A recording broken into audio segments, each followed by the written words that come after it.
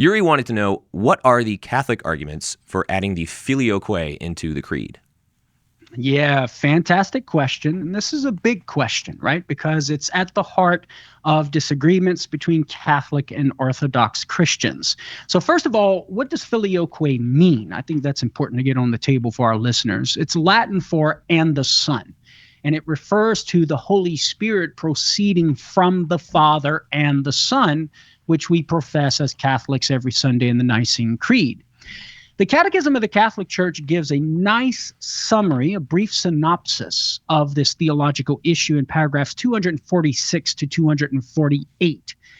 And as the Catechism points out, we believe it based on the dogmatic confession by Pope St. Leo I in AD 447, so in the mid-5th century there, in a document entitled Quam Laudabiliter, which means how praiseworthy. And it was later inserted into the Creed with magisterial authority into the Latin liturgy between the 8th and 11th centuries, as the Catechism points out. So we can appeal to magisterial authority as for a reason why we profess the Holy Spirit's procession from the Father and the Son. And that's consistent with our Catholic view of the Pope having that authority to declare it as such, and for the Church to permit it to be included within the Nicene Creed. Now, what are the theological arguments? Well, here's one resource, Thomas, that was a fantastic episode. It's episode 208 of the Classical Theism podcast, hosted by my good friend John DeRosa. He's also an author of a book that we published through Catholic Answers Press. I think One Less God Than You is the title of it. And the title of the episode is The Trinity and Filioque with Father Thomas Joseph White, a Dominican priest, fantastic scholar. And he does a great job providing all of the theological rationale behind it. And so that's a resource for our listeners. But here's what the Council of Florence states. The Council of Florence, in declaring the Filioque, actually in the 15th century, that is, actually gave us a theological explanation. It stated, since the Father has through generation given to the only begotten Son everything that belongs to the Father, except being Father, the Son has also eternally from the Father, from whom he is eternally begotten, that the Holy Spirit proceeds from the Son. So notice the theological rationale here, Thomas, is that the Son is and has everything that the Father has and is, except being the one who begets, except being the Father. And given that truth, it follows from that the procession of the Holy Spirit from the Father would also belong to the Son. And this is exactly what St. Thomas Aquinas, in the 13th century argued prior to the Council of Florence in the first part of the Summa Theologiae, question 36, Article 4.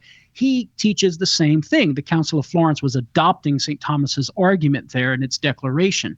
He says the Father and the Son are in everything one, wherever there is no distinction between them of an opposite relation. And so he goes on to say the same quote-unquote spirative power belongs to the Father and to the Son. And that's what Florence was saying. The procession of the Holy Spirit from the Father, that what is called a spirative power, a breathing forth of from the Father, belongs to the Son as well, because again, the Son and the Father are one in everything except being Father. And so here's a brief summary of this theological argument. Whatever power the Father has, the Son has. That's premise one. Premise two, the Holy Spirit proceeds from the spirative power of the Father. And so therefore the Son has the spirative power of the Father from which the Holy Spirit proceeds. And that's St. Thomas Aquinas' argument, and an argument that was adopted by the Council of Florence, and it makes sense to me and to many others. Now, as far as the biblical exegesis, or maybe a biblical defense of the Filioque, that is to say, the procession of the Holy Spirit from both the Father and the Son, I would recommend our listeners to check out Tim Staples' article at Catholic.com, Defending the Filioque, where he goes into detail and appealing to passages like John 15:26 and Revelation chapter 22, verse 1 and following, where there is enough biblical data there to infer from it this procession of the Holy Spirit from both the Father and the Son. Hey, thanks for watching. If you like this Catholic Answer, be sure to like, subscribe, and check out our live streams Monday through Friday, 3 to 5 p.m. Pacific. Or find the episode after on YouTube, your favorite podcast platform, or our Catholic Answers app.